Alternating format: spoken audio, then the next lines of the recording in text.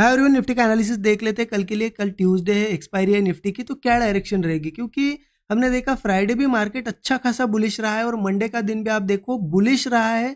अच्छा स्ट्रेंथ रही है मार्केट में और ऊपर के साइड ही क्लोजिंग दी है। अब देखिए न्यूज़ में क्या चल रहा है, निगेटिव है न्यूज़, पॉजिटिव है, वो अलग चीज़ है, लेकिन हम ज़्यादातर प्राइस एक्शन पे फोकस करते हैं। और प्राइस एक्शन के हिसाब से देखा जाए, हमने पहले ही देखा था कि 22,300 के पास एक स्ट्रॉन्ग सपोर्ट है और इस वजह से यहाँ से हम देख रहे हैं कि मार्केट बहुत ही ज़्यादा ऊपर के साइड जा रहा है, मतलब स्ट्रेंथ बहुत है। सेलिंग ट्राई हुई थी, आज भी सेलिंग थोड़ी सी ट्राई हुई, लेकिन गिर नहीं पाया, मार्केट ऊपर गया। अब देखिए जितने लोगों ने वीडियो देखा होगा आज के लिए, जो मंडे के लिए हमने यहाँ पे एनालिसिस किया था, उसको अगर फॉलो किया होगा तो आज ये मोमेंटम कैच किया होगा। देखिए क्लियर हमारा एनालिसिस क्या था कि 22,500 के ऊपर, या देखिए क्लोजिंग कहाँ थी फ्राइडे की, यहाँ पे हमने क्या देखा था कि ये अच्छी स्ट्रेंथ है। अगर 22,500 को होल्ड कर पाता है मार्केट और इसके ऊपर ऊपर ही कोई बुलिश सेटअप बनता है तो यहाँ पे बुलिश जा सकते हैं। बुलिश सेटअप कहाँ बना आप देख सकते हो, मार्केट ओपन हुआ, ओपनिंग के बाद यहाँ पे बहुत देर साइडवेज रहा। पहले यहाँ अच्छा एक ब्रेकआउट मिला, यहाँ रिटेस्ट के जैसा हुआ, मतलब मान लो यहाँ या फिर यहाँ रिटेस्ट के बाद भी यहाँ ट्रेड लिया होगा तो एक मोमेंटम मिला। उसके बाद मार्केट थोड़ा बहुत स्लो हो गया था, धीरे धीरे धीरे ऊपर गया।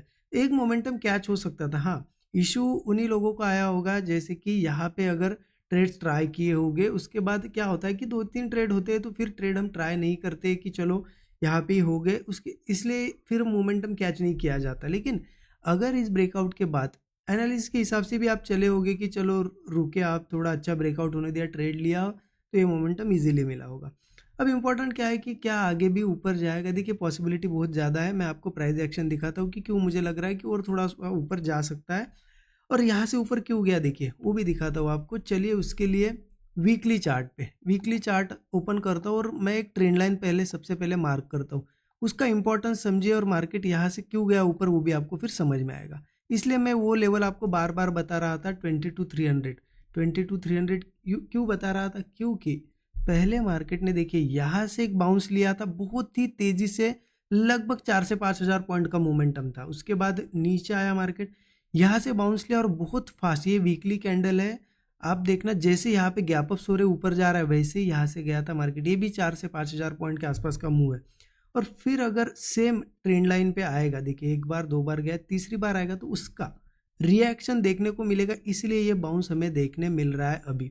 ठीक है, हो सकता है इस बार ऐसा हो कि चलो वापस से पूरा रिकवर कर जाए, और ये भी पॉसिबिलिटी कि ये सिर्फ इंपॉर्टेंट ट्रेंड लाइन है इसलिए बाउंस बैक होगा, नीचे भी जा सकता है। अभी वार की भी बहुत न्यूज़ चल रही है, थोड़ा बहुत निगेटिव न्यूज़ है, अभी तक सीज फायर नहीं हुआ, कुछ नहीं हुआ, तो ये भी बहुत ज़्यादा डिपेंड करेगी। अगर मार्केट में कुछ अच्छी पॉजिटिव न्यूज़ आती है तो ऑलरेडी सपोर्ट तो लिया है मार्केट, प्राइस एक्शन तो बुलिश बन ही रहा है। अच्छी न्यूज़ आती है तो फिर गैप अप करके ऊपर चला जाएगा। अगर नेगेटिव न्यूज़ आती है तो फिर इस बार ये ट्रेंड लाइन ब्रेक करके नीचे भी जा सकता है। ठीक है, तो अभी हम ऐसी जगह पे है कि यहाँ से अभी तो हम बुलिश जा सकते हैं, लेकिन अगर कोई बड़ा गैप डाउन वगैरह होता है और ये लेवल निकाल देता है 22,300 वगैरह, तो फिर हमें सेलिंग साइड जाना पड़ेगा। वो मैं 15 मिनट चार्ट पे बताता हूँ आपको कि एग्जैक्टली करना क्या है। देखिए 15 मिनट का चार्ट ओपन कर दिया। एक चीज़ समझे, मुझे एक चीज़ यहाँ पे दिखाई दे रही है कि कहीं ना कहीं मार्केट में यहाँ से एक लाइन में मार्क करता हूँ तो आपको भी समझ में आएगा कि मैं क्या बता रहा हूँ। ठीक है, एक ट्रेंड लाइन मैंने मार्क कर दी। अब इसका इंपॉर्टेंस समझे, क्या हुआ था जब ऊपर गया था, यहाँ से गिरा मार्केट, फिर ऊपर गया, फिर यहाँ से गिरा, थर्ड टाइम वापस इस ट्रेंड लाइन के आसपास आ रहा है। ट्रेंड लाइन्स का बहुत ज़्यादा इंपॉर्टेंस होता है। देखिए आप, ये भी यहाँ से भी जब ऊपर गया ट्रेंड लाइन का ही सपोर्ट लेके गया, राइट?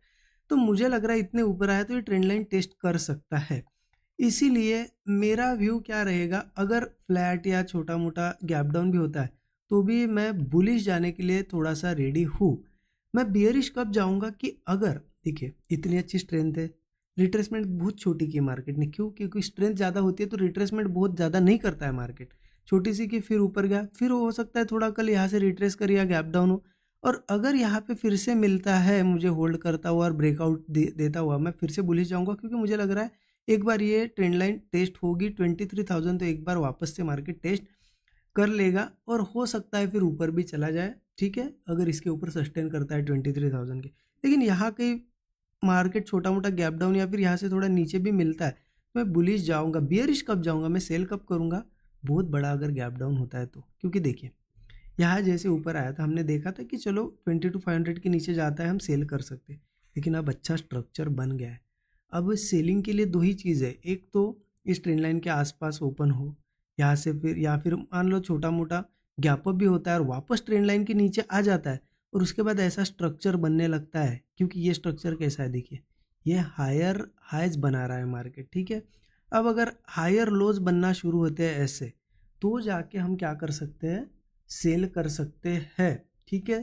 तब तक नहीं कर सकते। और दूसरी कंडीशन ये रहेगी, फर्स्ट तो हो गया चलो मार्केट यहाँ गई ओपन होके ऐसे मतलब लोअर लोज बनाए, पहले एक लो बनाए, फिर लोअर हाई बनाए, फिर लोअर लो बनाए और फिर सस्टेन करे नीचे ही, तो मैं सेल करूँगा।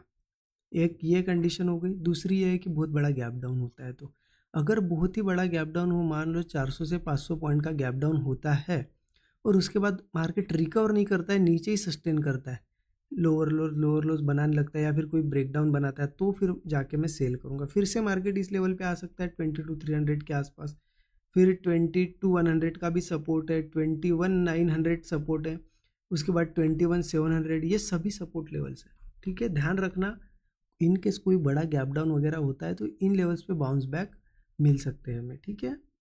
तो क्लियर हो गया आपको। देखिए मैं एक बार फिर से रिपीट करता हूँ, मेरा व्यू क्या है कल के लिए। मुझे लग रहा है कि ये ट्रेंड लाइन जो है मार्केट टेस्ट कर लेगा, ये ट्रेंड लाइन टेस्ट कर लेगा, ये मेरा व्यू अभी निकल के आ रहा है, ठीक है।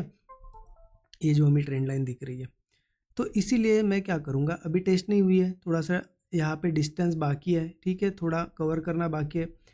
तो सिंपल व्यू यही रहेगा कि अगर यहाँ के ओपन होके थोड़ा नीचे मिलता है या फिर गैप डाउन होता है, छोटा सा सपोर्ट बनाता है कोई, तो बुलिश जाएंगे। ट्रेंड लाइन तक का तो इजीली टारगेट मिल जाएगा। ब्रेक होती है ट्रेंड लाइन तो फिर हम फर्दर ट्रेल करेंगे, ठीक है। ओके, ये हो गया। अब सेल कब करेंगे, एक तो ट्रेंड लाइन टेस्ट करके ऐसा कोई स्ट्रक्चर बने तब सेल करेंगे, या फिर बड़ा गैप डाउन बने कोई, उसके बाद नीचे ही सस्टेन करे, ब्रेक डाउन बने, तब हम सेल करेंगे, ठीक है। और अगर मान लो मार्केट गैप अप हुआ तो अच्छा खासा, तो देखिए गैप अप के बाद एक चीज़ देखिए, गैप अप के बाद ठीक है थोड़ा रिट्रेस करता है, करने तो जैसे ही सपोर्ट बनाएगा कोई और होल्ड कर जाएगा, हम ब्रेकआउट पे ट्रेड लेंगे। जैसे देखिए यहाँ पे गैप अप हुआ, रिट्रेस किया, होल्ड किया, ब्रेकआउट बना, ऊपर गया। वैसे ही अगर गैप अप होगा, रिट्रेस करेगा, होल्ड करेगा, ब्रेकआउट देगा, हम बुलिश जाएंगे, क्योंकि ट्रेंड कंटिन्यू चल रहा है, उसके साथ हम जाएंगे। सेलिंग तभी करेंगे बड़े गैप अप के बाद, अगर वापस ये नीचे आता है इस ट्रेंड लाइन के और ऐसा कोई स्ट्रक्चर बनता है, तब जाके सेल कर सकते हैं, ठीक है। बाकी जो भी सेटअप बनेगा मैं ज़रूर स्टूडेंट ग्रुप में शेयर कर दूंगा कल के दिन, ठीक है। कैसा लगा एनालिसिस आप ज़रूर कमेंट में बताइएगा। Thank you so much.